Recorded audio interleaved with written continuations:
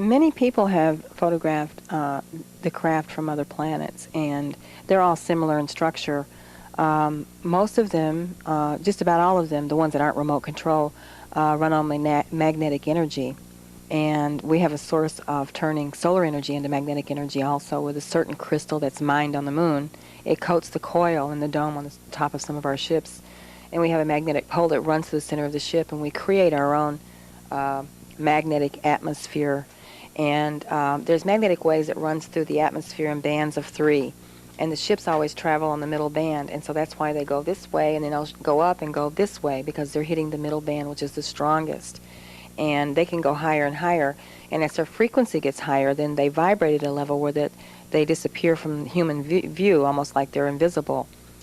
Even though they can still be there, you just can't see them because they're at such a high vibratory rate. It's like a fan blade spinning rapidly, and you can see through the blades. Mm-hmm. And you're thinking, how can I see through the blades? Because they're moving very rapidly. That's a different vibration.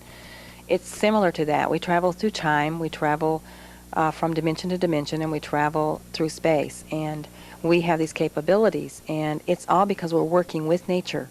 We're not using fuel, we're using like radio waves and TV waves. I mean, they exist. You can't see them, but they're there, and they are capable of carrying a craft that works with this magnetic pull factor like gravity.